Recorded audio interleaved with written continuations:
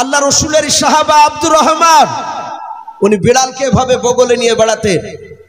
এমন ভাবে বাপজি গায়ে ঘষ্ট লেগে লেগে বাপজি ওই বিড়ালের পোষণগুলো বাপজি উঠে গিয়েছিল।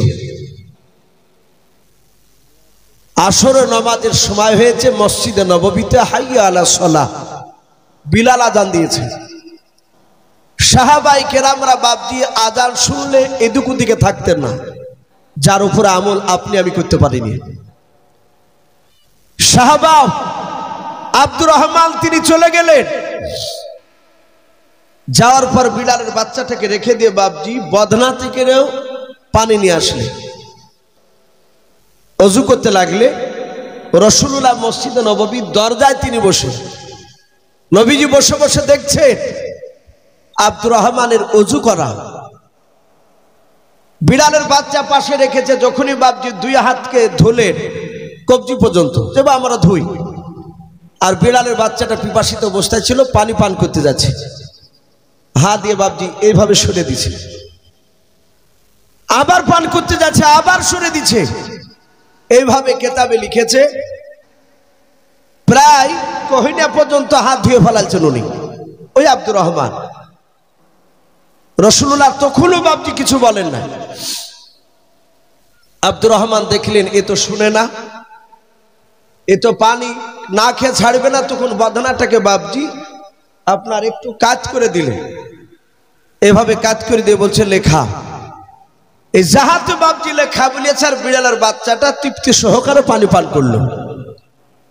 বিশ্ব রসুল পেছন দিক থেকে মুচকে মুচকে হাসছে, আর আল্লাহ বলেছেন আমার রসুল যার উপরে খুশি হয়ে যায়।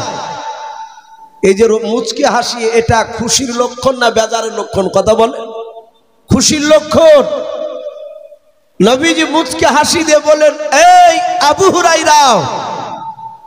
রসুলের ভাষা ছিল আরবি, কোরআন আরবি, নবীজি আরবিতে বলেন এই বিড়ালের বাপ আবু হুরায়রা। এটা যদি বাংলা ভাষা হতো নবীর, তাহলে নবী আবু হুরায়রা বলতেন না, এই বিড়ালের বাপ তাই বলতেন। সারা পৃথিবীর উলামে কেরাম, মুহাদ্দিসিনে কেরাম, শাইখেনে কেরাম, হুফাইজিনে কেরাম, মুকারিনে কেরাম সবাই বাপজি দেখেন আপনার পরে ওয়ান আবি হুরায়রা তা ক্বালা নবী সাল্লাল্লাহু আলাইহি ওয়াসাল্লাম। কেউ বাপজি কাটাতে পারে না। এইভাবে বাপজি রাসূলুল্লাহ এই বেঈমান, এই যে আবুল হাকাম জ্ঞানীগুণীর বুদ্ধিজীবীর বাপ যে লোকেরা বলতো, এর নামটা রাসূলুল্লাহ বাপজি দিয়েছিলেন। নবীজি এমনি এমনি দেয়নি, এর উপরে তো রাসূলুল্লাহ খুশি হয়ে দিয়েছিলেন আবু হুরায়রার উপরে। আর আবু জেহেল এই বেঈমানের উপরে নবী দুঃখ করে বাপজি তার লাকাব দিয়েছিলেন। এই আবু জেহেল রাসূলুল্লাহকে এত জ্বালিয়েছিল, নবীজিকে এত বাপজি আপনার কষ্ট দিয়েছিল। কেতাবে লিখেছে বেঈমান এ আবু জেহেল, এ আবুল হাকাম, এই রাসূলুল্লাহকে বাপজি জানার পরও, জানতো কিনা আখিরি জামানার রাসূল, জানার পরও বাপজি রাসূলুল্লাহকে অপমান করার চেষ্টা করেছে। এখনো আছে এক শ্রেণীর মানুষ, দাড়িওয়ালা টুপিওয়ালা লোক দেখলে বাপজি টিটকারি মারে, খামাখায় বাপজি রাস্তা দিয়ে চলে গেল অনেক টিটকারি মারে। আল্লাহ রাসূল বলেছে সবর করো, আজ ওরা টিটকারি মারছে, কিয়ামতের ময়দানে ওরা বুঝবে টিটকারি মারার পরিণাম কি হবে। তা এই বেঈমান আবু জেহেল তার অর্ধাঙ্গিনী বিবিকে ডেকে বলল, বিবি একটু দেখধিনি বাড়ির বাইরে কেউ আছে কিনা। তার বিবি বাড়ির বাইরে দেখলো কেউ নেই। আবু জেহেলের স্ত্রী এসে বলল, ওগো স্বামী কেউ নাই গো বাড়ির আশপাশে, কেউ নাই বলে না। বলে বিবি দরজা লাগিয়ে দাও, দরজা লাগিয়ে দিল। বেঈমান আবু জেহেল আগুনে অর্থাৎ উঠোনের দিকে তাকে দেখিল ছোট ছোট বাপজি পাথরগুলোকে বাপজি আপনার কুচেলি পাথর বলে আমরা, ওই কয়েকটা পাথরকে বেঈমান আবু জেহেল বাপজি হাতে তালুতে তুলে নিল,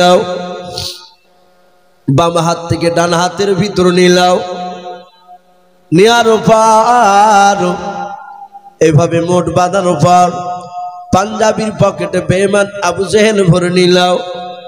ভরে নেওয়ার পর আমার বিশ্ব নবী কোথায় আছে আবু জেহেল লোককে জিজ্ঞাসা করতে লাগলো।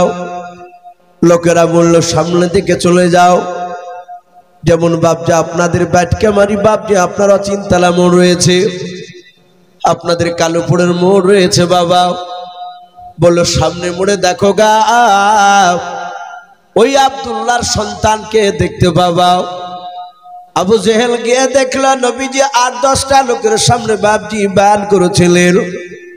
বেঈমান আবু জেহেল বিশ্ব নবীর কাছে গিয়ে বলেছিল ভাতিজা, ও ভাতিজাও, আজ কয়েকদিন হলো তুমি নবুয়ত দাবি করেছো। বলে হ্যাঁ। আল্লাহর নবী বলেন আল্লাহ আমাকে ওমা আরসালনাকা ইল্লা রাহমাতাল লিল আলামিন, আমাকে রহমতের ভান্ডার থেকে রহমতের নবী করে পাঠিয়েছে রে বাবা। আবু জেহেল বলল তুমি যে রহমতের ভান্ডার থেকে রহমতের নবী হয়ে যদি আসো, ওরে ভাতিজাও তাহলে বলো আমার হাতের ভেতরে কি ভরা আছে একটু বলো। আল্লাহর নবী বাপজি মৃদু হাসি দিলেন। আল্লাহর নবীর এত সুন্দর বাপজি ব্যবহার ছিল। আল্লাহর নবীর বাপজি মুচকে হাসি দেখে বাবা আবু জেহেলের দিলটা বাপজি তখনও বাপজি নরম হলো না। আবু জেহেল বলল ভাতিজা আমার হাতের ভেতর কি আছে তোমাকে বলা লাগবে। আল্লাহর নবী বলেন চাচা আমি কি মুখ দিয়ে বলবো না, আপনার হাতে আছে ওটাই সাক্ষী দেবে আমি কে। ও চাচা আপনি তো আমাকে নবী বলে এখনো মানেন না। বলে নাও। আবু জেহেল বলল ভাতিজা আমার হাতে যা আছে তাতে সাক্ষী দিবে। বলে হ্যাঁ। আবু জেহেল বলে দেখি তিনি কথা বলে কি নাও। বলে ভাতিজা দেখি বল আমার হাতের ভিতর থেকে কথা বলে কে নাও। যাহাতে বাপজি রাসূলুল্লাহ ইশারা করলেন, সঙ্গে সঙ্গে আল্লাহর হুকুমে বাবা পাথর পড়তে লাগলো কলমা লা ইলাহা ইল্লাল্লাহ। একটু মহব্বতে পড়ে নি লা ইলাহা ইল্লাল্লাহ লা ইলাহা ইল্লাল্লাহ তৌহিদ কা ডঙ্কা आलम में तौहीद का डंका आलम में बजा दे व कमले अला आकान हक ला इलाहा इल्लल्लाह। একটু মহব্বত পড়ে নি লা ইলাহা লা ইলাহা ইল্লাল্লাহু মুহাম্মাদুর রাসূলুল্লাহ সাল্লাল্লাহু তাআলা আলাইহি ওয়াসাল্লাম। যাহা তো বাপকে কলেমা পড়ার কথা বললেন। আর বেঈমান আবু জেহেল বলল ভাতিজা তুমি সত্যি বড় জাদুকর, তুমি আমার এই হাতের পাথরটা তো জাদু করে দিয়েছো। রাসূল বললেন চাচা আমি জাদুকর নয়। আমার বিশ্ব নবীর বিরুদ্ধে বাপজি সেখান থেকে রেগে চলে গেল। রাত্রিবেলায় আবু জেহেল, উদবা, সাইবা আর আবু সুফিয়ান আর আরেকটা নেতা ছিল আবু লাহাব, নবীজির আপন চাচা। এই আবু লাহাব লোকটা, আবু জেহেল রাসূলুল্লাহর আপন চাচা ছিল না, তার প্রতিবেশী চাচা। আমরা স্বাভাবিকভাবে দেখতে পাই দেশের বাপজি বাড়ির যদি সূত্র যদি আপনার কাছের লোক যদি ওই সূত্রর সাথে না থাকে আপনাকে টপাকে ক্ষতি করতে পারবে না। আর বাহিরকে আর সূত্র দুশ্মন নিজের লোক বাহিরকে লোকের সাথে সাথ দিলে তাড়াতাড়ি ক্ষতি করে ফেলবে। তে আবু লাহাব রাসূলুল্লাহর আপন চাচা, সেও নবীজিকে বাপজি মারার জন্য রাত্রিবেলা মিটিংয়ে গেছে। আমার রাসূলের আপন চাচাও। আমরা জানি যে বিশ্ব নবীজির বাপজি আব্বারা টোটাল ভাই ছিল 10টা। কটা বললাম বা 10টা। সবাই ইমানদার ছিল না। নবীর কিছু চাচা ছিল ইমানদার আর কিছু চাচা ছিল বেঈমান। যারা ইমানদার ছিল তার মধ্যে থেকে বাবজি একটা চাচার নাম ছিল আব্বাস রাদিয়াল্লাহু তাআলা আনহু। নবীজির আর একটা চাচা ইমানদার ছিল, তার নাম ছিল আমির হামজা রাদিয়াল্লাহু তাআলা আনহু। তিনি প্রথমে রসুলকে মানতেন না। রসুলের বাপজি যে দুশমন করত, নবীকে মানত না, এ আবুল আহাব ছিল বাপজি প্রকাশ্য দুশমন। এ আবুল আহাব বেঈমান, একবারও আপেল বিরোধিতা করত। নবীর আর একটা চাচা ছিল, তার নাম ছিল আবু তালিব। এই লোকটা জান্নাতি না জাহান্নামী? বাপ আবু তালিব জাহান্নামী। জাহান্নামী মানে রসুলকে মানেনি, মানলে তো জাহান্নামী হতো না। কিন্তু বাপজি কেতাবে লিখেছে আবু তালিব নবীকে মানত না, এটা ঠিক, কিন্তু রসুলকে ভালোবাসতো। তাহলে এই ভালোবাসার মধ্যে বাপজি এই দুশমনের মধ্যে পার্থক্য আছে। নবীজি পবিত্র জবানে রসুলুল্লাহ তিনি বলেছেন তার চাচা আবু তালেবের জন্য, হে জগতের মানুষ, আমার চাচা আবু তালিব এত ভালোবাসতেন আমাকে, সারা পৃথিবীর মধ্যে আবু বকর বাদ দিয়ে সারা পৃথিবীর সব মানুষের ভালোবাসা যদি এক পাল্লায় হয়, আর আমার এই চাচা আবু তালিবের ভালোবাসা অপর পাল্লায় হলে আমার চাচা আবু তালিবের পাল্লা ভারী হয়ে যাবে। বলুন সুবহানাল্লাহ। তাহলে তিনি কতটা নবীকে ভালোবাসতেন। এই ভালোবাসার আলোচনা করতে গিয়ে সিরাতে হালবিয়া বলে বাপজি একটি কিতাব, সেই কিতাবে একটি ঘটনা তুলে ধরেছে। নবীকে কতটা ভালোবাসতেন নবীজির চাচা আবু তালিব।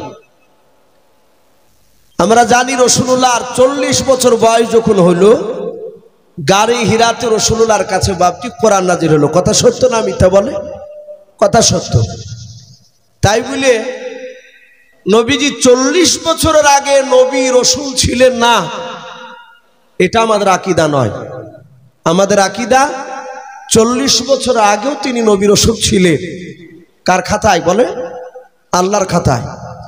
কিন্তু মক্কার লোকেরা তিনারা জানতেন না যে ইনি আখিরি জামানার রসুল, নবুয়তটা প্রকাশ হয়নি। কিন্তু নবীজির চালচলন কথাবার্তা দেখে অনেক জ্ঞানীগুলো লোকরা ভাবতেন ইনি রসুল হতে পারে। তো নবী যখন 40 বছর বাপজি কোরআন নাজিল হলো, সর্বপ্রথম তখন তো নবী জিবরিলকে দেখেনি।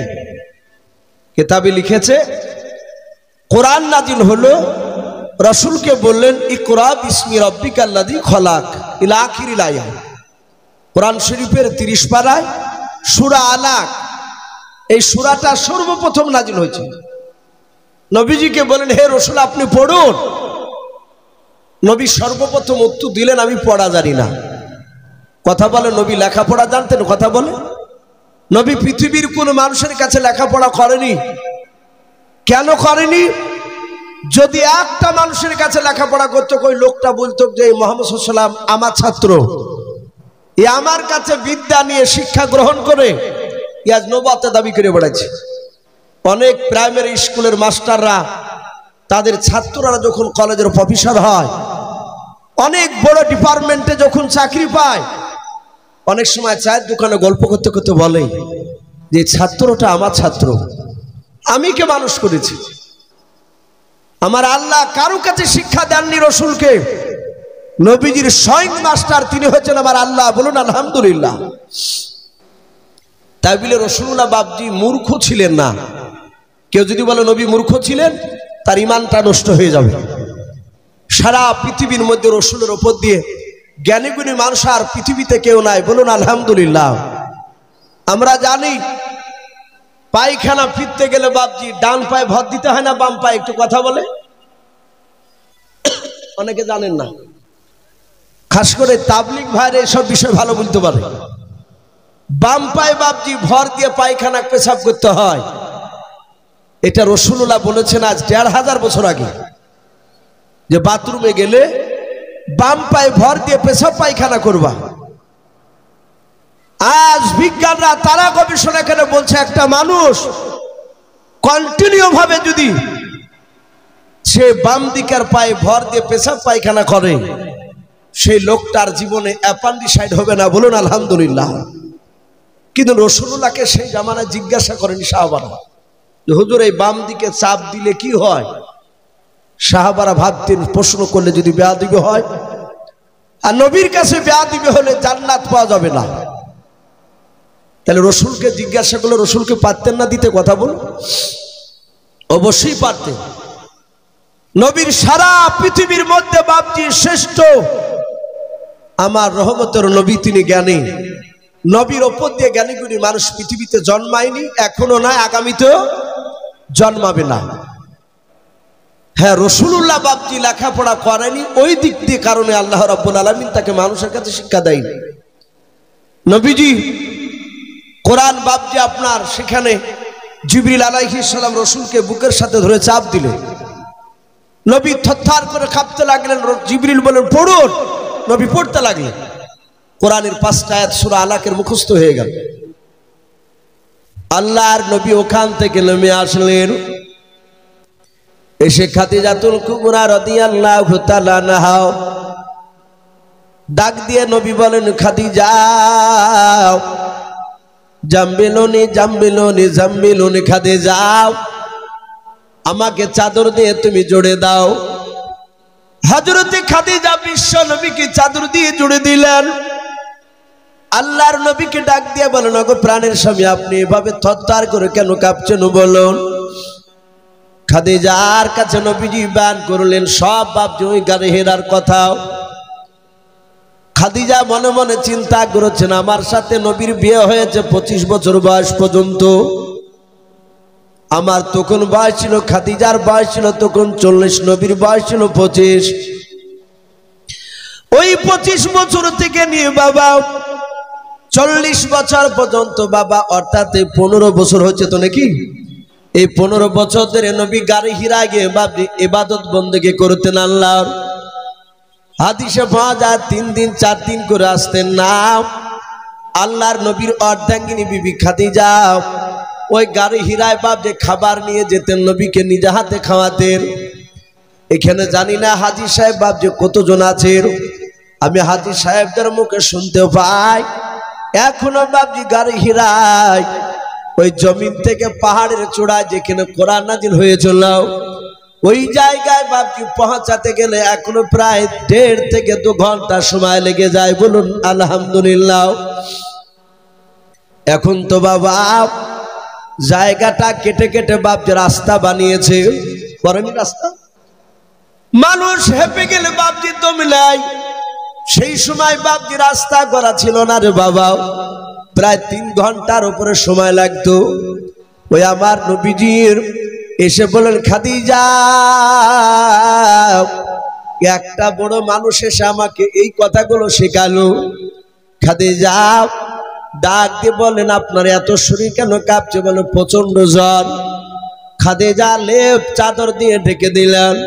আল্লাহর নবীজির খাদিজা ডাক দিয়ে বলে, স্বামী গো আপনি এখানে শুয়ে থাকুন, আমি একটু বাড়ির বাইরে যাই।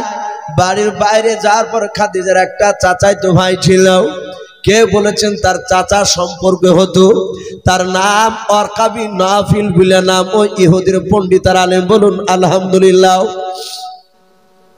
ওই আলেমটার কাছে গিয়ে বলেছিল, গো চাচা আর যদি ভাই হয় তাহলে ভাই সম্পর্কে বলেছিল, ভাই আমার স্বামী গাড়ি হেরাতে গিয়েছে, থরথর করে কাঁপতেছে, একটা বিরাট মানুষকে দেখেছে সেখানে, তার আগে কোনোদিন দেখে নাই। খাদিজার সব মুখের বাপজি শোনান গেল, শুনলেন ঘটনাগুলো। ডাক দিয়ে বলেন, খাদিজা তোমার জীবন ধন্য হতে লেগেছে। বলে কেন? বলে আমার মনে হয় তোমার স্বামী আখিরি জামানার পয়গম্বর হয়ে গিয়েছে, বলুন সুবহানাল্লাহ। খাদিজা ওখান থেকে বাপজি চলে আসলেন।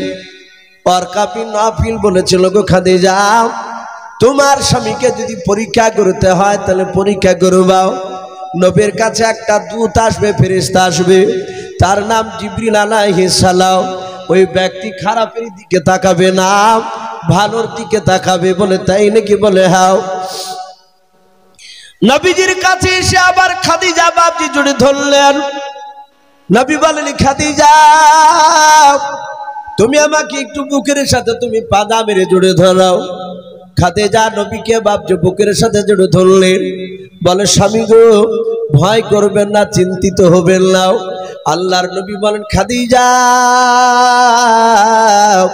যে লোকটা গাড়ি হিরায় আমার সঙ্গে কথা বলেছিল ওর বুকের সাথে আমার বুকটাকে ধরে চাপ দিল রে খাদিজা। তখন মনে হচ্ছিল আমার বুকের বাতাগুলো চূর্ণ বিচূর্ণ হয়ে যাচ্ছে।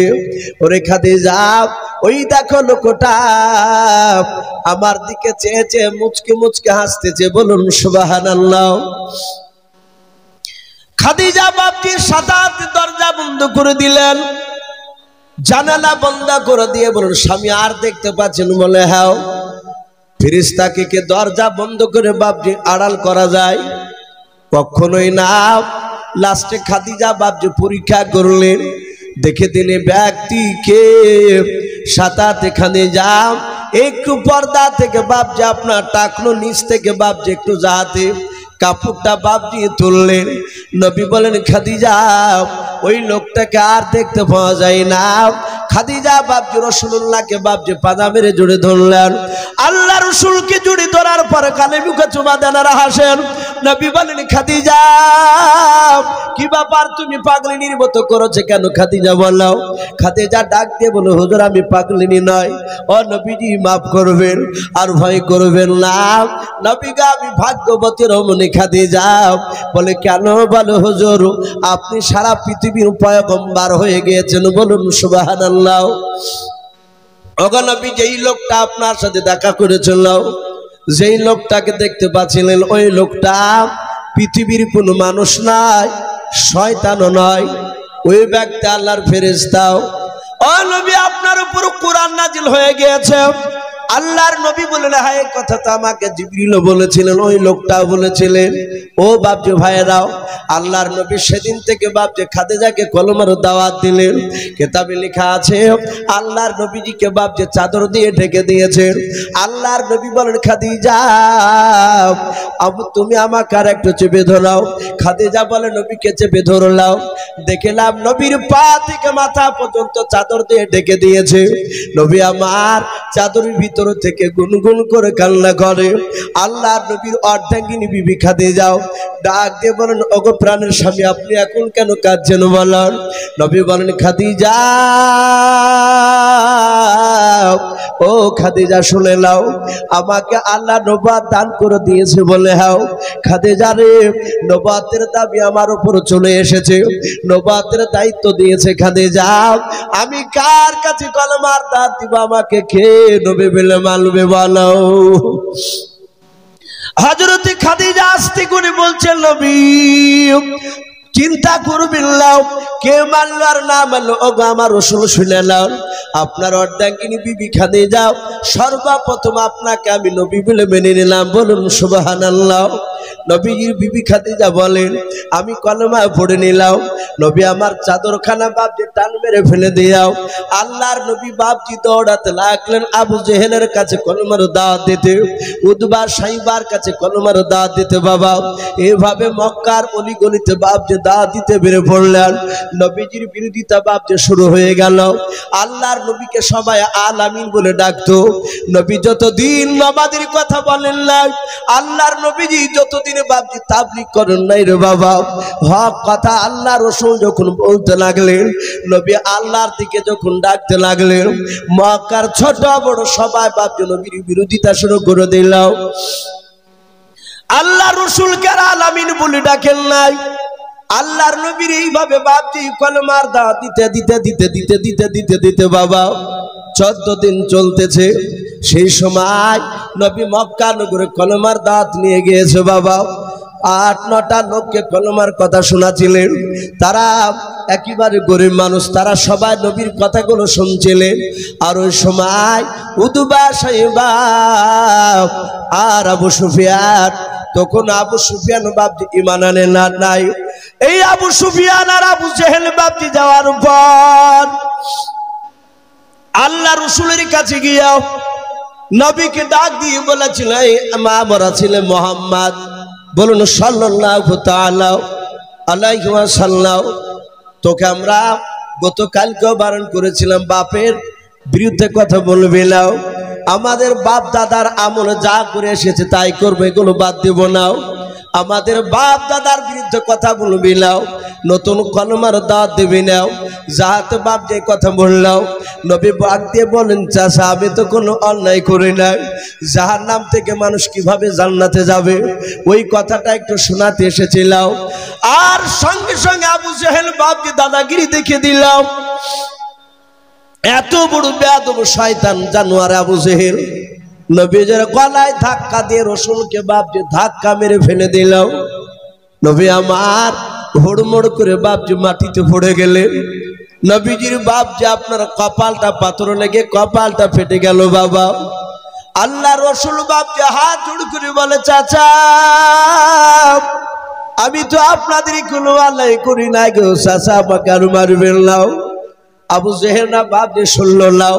ও বাপ যে ভাইরাও, যাদের ইমান থাকবে না রে বাবা, ইউটিউবে ফেসবুকে দেখা যায় অনেক জায়গায় বাপ যে ভারতবর্ষের মাটিতে বাবা অনেক দাড়িওয়ালা বাপজিকে ধরে বাপ যে দাড়ি কাঁচি দিয়ে ধরে কেটে দিছে।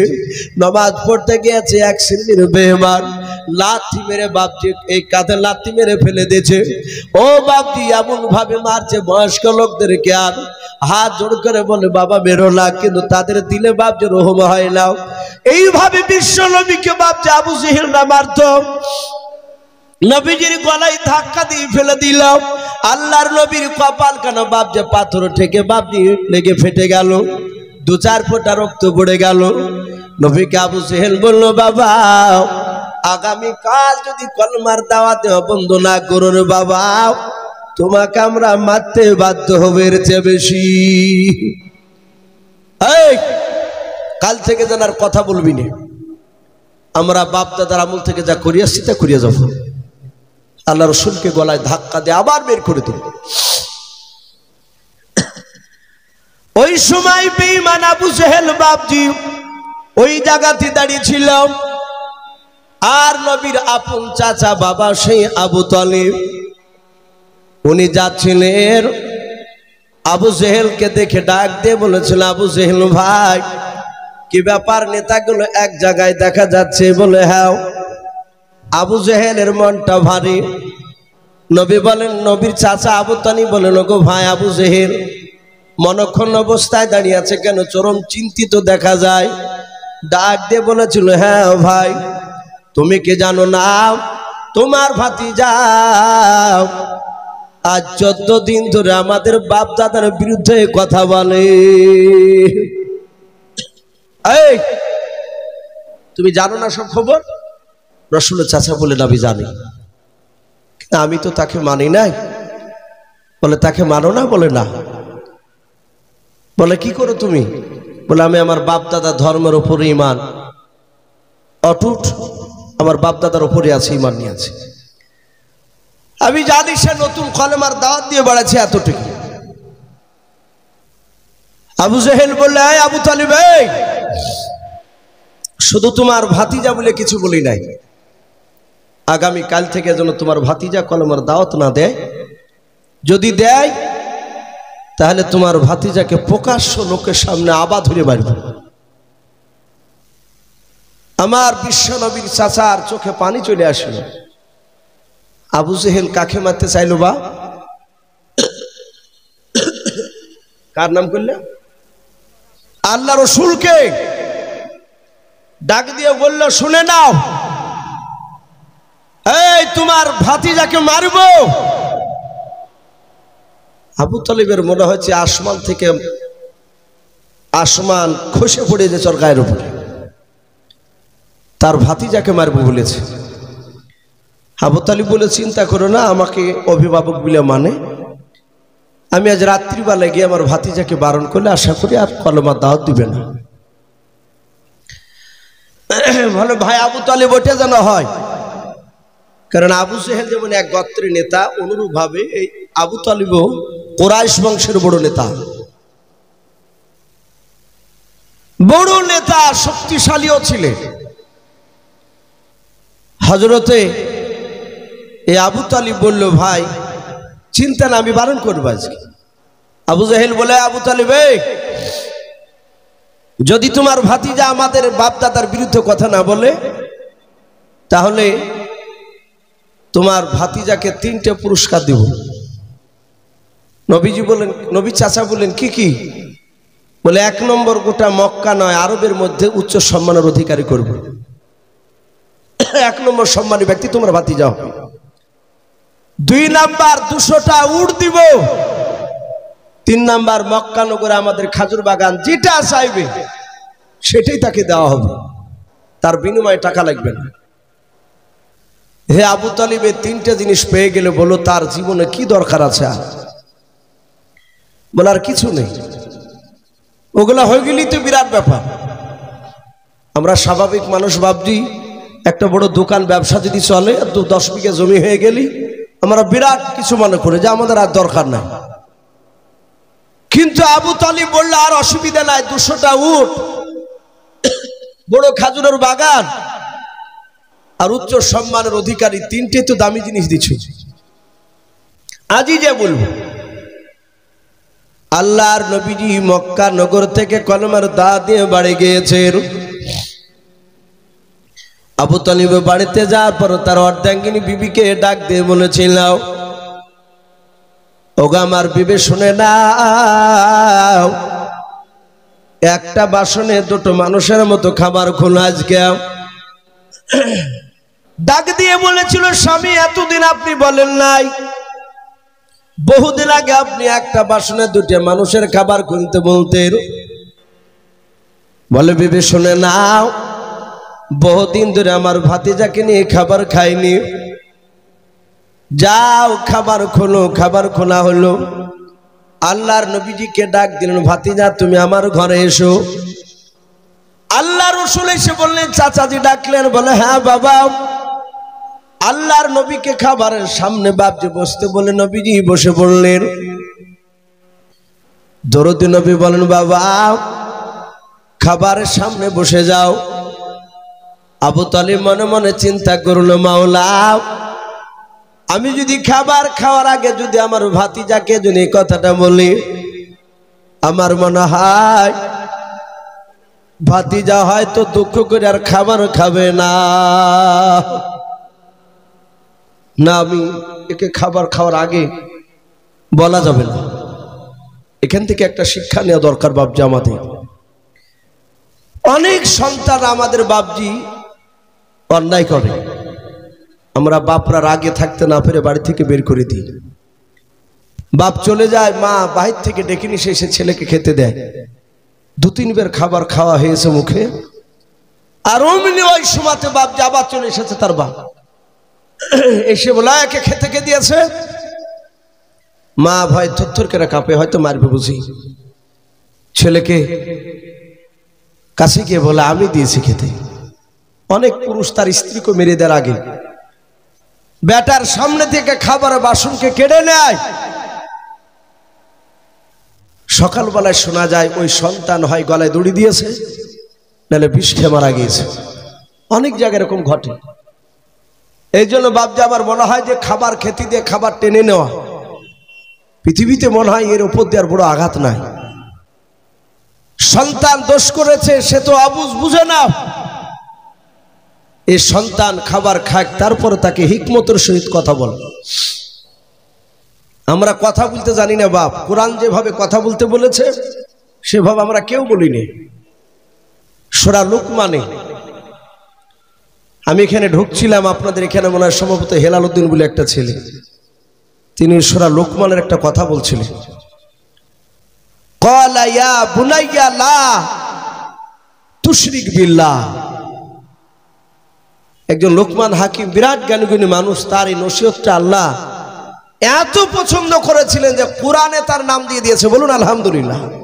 এই লোকমান হাকিম, সে নবী ছিলেন না, বেশিরভাগ উলামারা লিখছেন তিনি নবী ছিলেন না, তিনি ওলি ছিলেন, আল্লাহর বিরাট বুজুর্গ।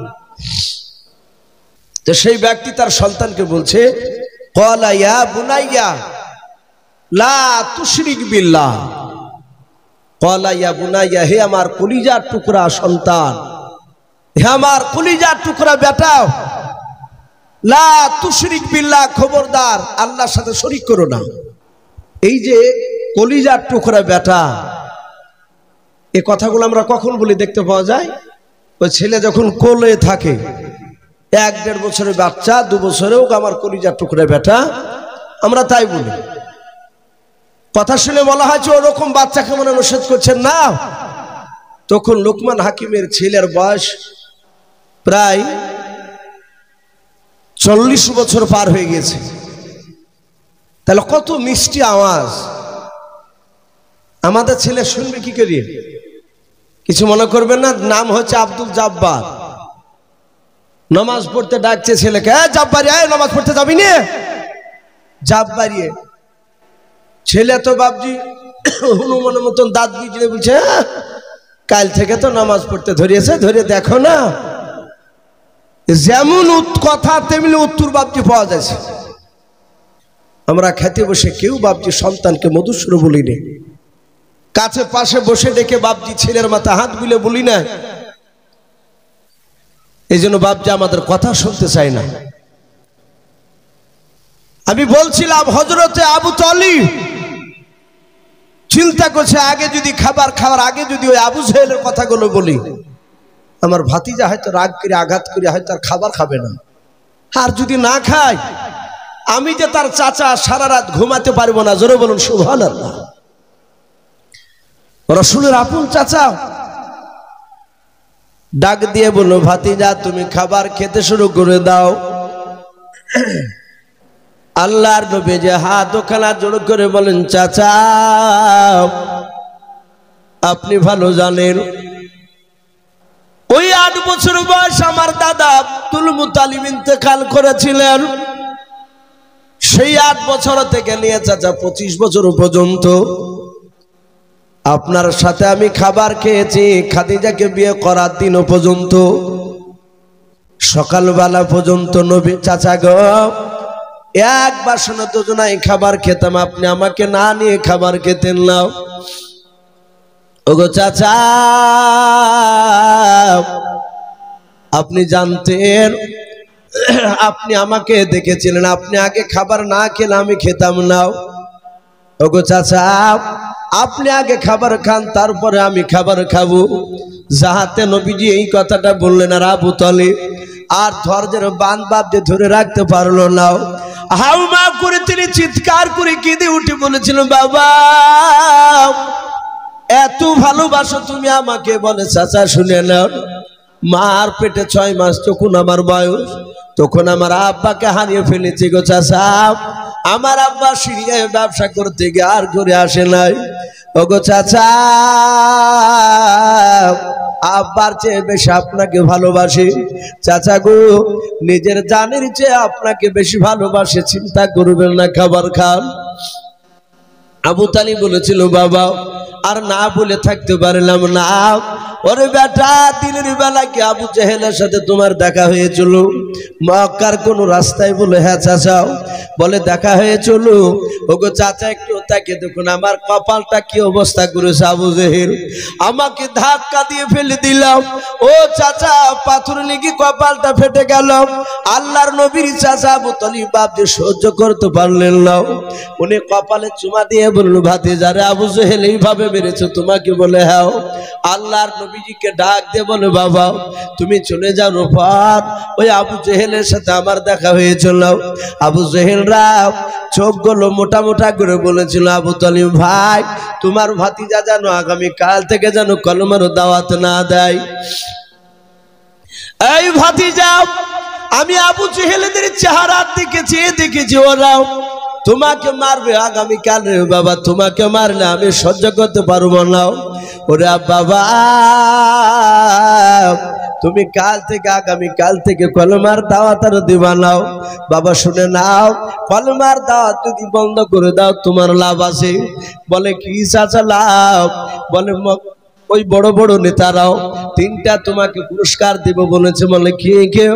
বলে 1 নাম্বার তোমাকে উচ্চ সম্মান অধিকারী করবে, 2 নাম্বার মক্কা নগরে হিষ্টপিষ্ট শুনে নাও 200টা ওট দেবে, 1টা মক্কার বড় সবচেয়ে খাজুরের বাগানটা দেবে। বাবা এই বাবা বলল এই তিনটে জিনিস যদি তুমি পেয়ে যাও আর তোমার কিছু লাগবে না রে বাবা, আর তুমি কলমার দাঁত দিতে যেও নাও। আল্লাহর নবী বলেন চাচা আর কিছু দিতে চেয়েছে বলে নাও।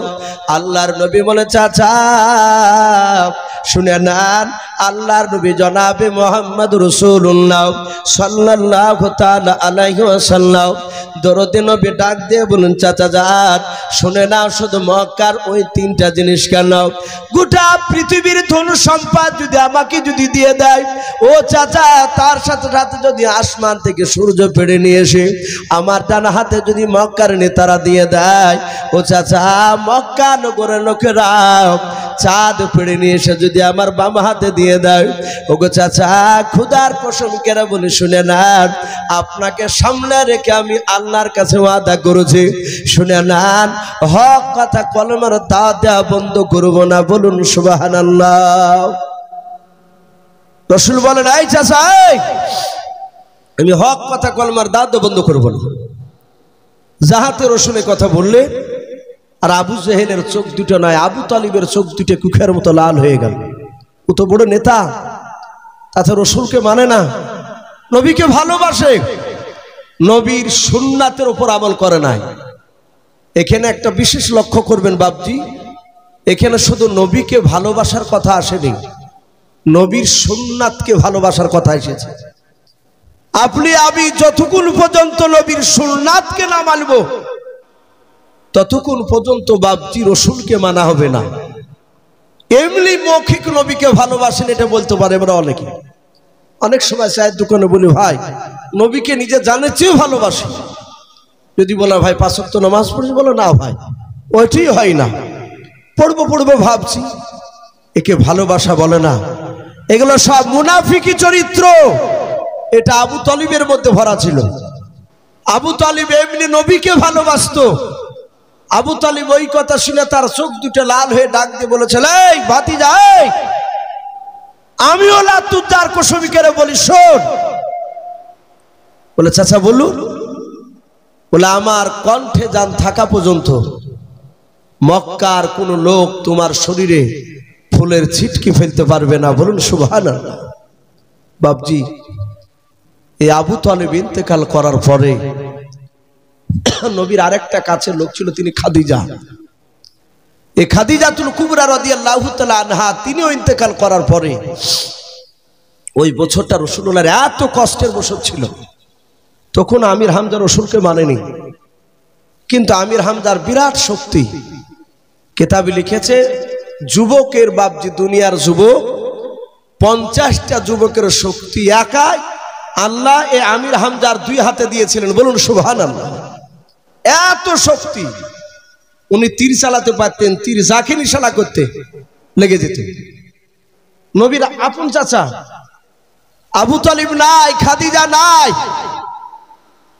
নবীকে মারলে খাদিজার কাছে যেতেন, দরজা খুলে খাদিজার কাছে রসুল বাচ্চা ছেলের মতো কাঁদতেন। খাদিজা আমাকে এই জায়গায় ধরে মারলো, কে? বলে আবু জেহেলের লোকেরা। রসুল কাঁদতেন আর খাদিজা চুমা দিয়ে বাপজি পানিকে গরম করে ভিজা শুকনো তেলাকে ওই গরম পানিতে চুবিয়ে রসুলের রক্তগুলো মোছাতেন আর বলতেন ওগো প্রাণের স্বামী, ওরা যদি জানতো যে আপনি আখিরি জামানা নবী আপনাকে মারতক না। বলুন সুবহানাল্লাহ। কি সান্ত্বনা! বারবার কাঁদতো কার, বারবার খাদিজা চুমা দিত কার, সান্ত্বনা দিত। আছে আমাদের স্ত্রীরা সান্ত্বনা দিও। একবার আপনি কালুপুরের মুখ থেকে মার খেয়ে বাড়িতে যায়, পরীক্ষা করে কিংবা মিথ্যে করে যে বুঝলে যে আমাকে অমুক লোক মারলো, আর অমনি বুঝবে যে লাখ শুয়ে ফাটিয়ে দিতে পারো নি, এ হচ্ছে আমাদের উত্তর বিবিধে। আর যদি আবার বলেন যে না পারবো না, তাহলে আমার চুরি গেলাম তুমি হাতে দিয়ে ঘুরে বেড়াও গা, মেয়ে ছেলে মেয়ে দিবে সাথে হাতে। আর খাদিজা তা বলতেন না, খাদিজা বলতেন ওগো স্বামী, ওরা যদি জানতো যে আপনি রসুল, আপনি নবী, ওরা মারতো না, আপনাকে মাথায় করে নিয়ে বেড়াতো। বলুন আলহামদুলিল্লাহ। বাপজি আমার সোনা লালেরা, তার সান্ত্বনা দেওয়া মানুষটাও নাই। আবু তালিব যে পাশে গিয়ে দাঁড়াতো, রসুলকে মারতো, আবু তালিবকে বলতো গে আবু তালিব তোমার ভাতিজাকে মারছে দেখো গা। বলে কোথায়? বলে অমুক জায়গায়। আর আবু তালিব দৌড়াতে, আবু তালিবকে দেখে মক্কার কাফেররা পালিয়ে যেত, ওরা আর কাছে বাপজি ভিড়তো না। এই যে বাপজি রসুলের পাশে দাঁড়াতেন, আবু তালিবের ইন্তেকালের পর আর কেউ নাই। হাদিসে এসেছে কেতাবে জীবনীতে, আল্লাহ রসুলকে মেরেছে, এত জোরে মেরেছে সে সময় কাফেরদের খুব মজা হয়েছে। নবীজির গার্ড স্বরূপ কেউ নেই, একমাত্র আল্লাহ ছাড়া তার কেউ নাই সেখানে। নবীকে মেরেছে, নবীর চাচা আবু তালিব তখন ঈমান আনেনি। আমার বিশ্ব দরদি নবী আমার মার খেয়ে রক্তাক্ত শরীর নিয়ে, গা দিয়ে রক্ত গড়ে, জামা বেয়ে পায়ে দিয়ে বাপজি মাটিতে রক্ত পড়ছে। কাফেররা রসুলকে যত মারতো, ওরা জানতো কাকে যত মারা যাবে তত আনন্দ পাওয়া যায় এবং ভালো হবে নাকি হবে তাই ভাবতো। আজ যে বাপজি ওই যে তাবরেজ আনসারি ঝাড়খণ্ডের, আজ 2 বছর মনে হয় পার হয়ে গেল, 18 বছরের যুবক, এক শ্রেণীর জানোয়ার অমুসলিম ভাই, সবাই না, এক শ্রেণীর বেঈমান তাবরেজ আনসারি ভাইকে বাপজি 18 ঘন্টা ধরে ব্যাড কমলির ডাল, জঙ্গলের ডাল ভেঙে বাপজি দিনের বেলায় পিটিয়ে পিটিয়ে বাপজি তাকে দুনিয়ার মুখ থেকে বিদায় করলো। অনেকগুলো লোক দাঁড়িয়ে দাঁড়িয়ে তারা হাততালি মারছে দেখছে। দেখেননি তাবরেজ আনসারীকে? অনেকে ভুলে যাচ্ছে। দিল্লির বুকে ওয়াইস কুরিনি বলে একটা হাফেজে কোরআন মোবাইলের দোকানে হেডফোন কিনতে গেছে, হেডফোন, কোনো দোষ নাই, মারবে সেই জানোয়াররা। রাত্রিবেলায় বাপজি শত শত লোকের সামনে যুবক ওয়াইস কুরিনি তাকে লাথে কিল ঘুষে বাপজি তাকে দুনিয়ার বুক থেকে বিদায় করে দিল। জনসম্মুখে মানুষের সামনে, মানুষে হাসছে, ওকে মারছে আর হাসছে। ওদের ব্রেন গুলোকে নষ্ট করে দিয়েছে তাদের এক শ্রেণী নেতা। তারা বলেছে মুসলমানকে যত মারবি তত নাকি তোদের, এটা বুঝাতে চেয়েছে তারা। আর কিছু অন্ধভক্ত তাঁতি বাপজি বিশ্বাসী হয়ে গেছে। রসুলের জামানা ওই রকমই তো ছিল কিছু লোক। আবু জেহেল তারা বলেছিল যে মুহাম্মদ সাল্লাল্লাহু আলাইহি ওয়াসাল্লামকে যত মারবি তত তোদের পুণ্যের কাজ হবে, নেকি হবে। তাই তো তারা মারতে গিয়েছিল। রসুলকে মেরেছে। নবীজি খাদিজার বাড়িতে গেলেন, খাদিজা নাই। নবী ওখান থেকে কালতে কালতে আবু তালিবের বাড়িতে গেলেন। আবু তালিবের বাড়ির দরজা রাসূলুল্লাহ ওখানে দাঁড়িয়ে কাঁদলেন, চাচা নাই, যে পাশে একটু শান্তনমূলক কথা বলবে। নবী যাবে কোথায়? রাসূল চিন্তা করছেন, আমার চাচা আমির হামজা আছে, খুব শক্তিশালী চাচা আমার, আমি যাই চাচার কাছে গিয়ে একটু দাঁড়াবো, বলবো চাচা আমাকে সান্ত্বনা দিবে।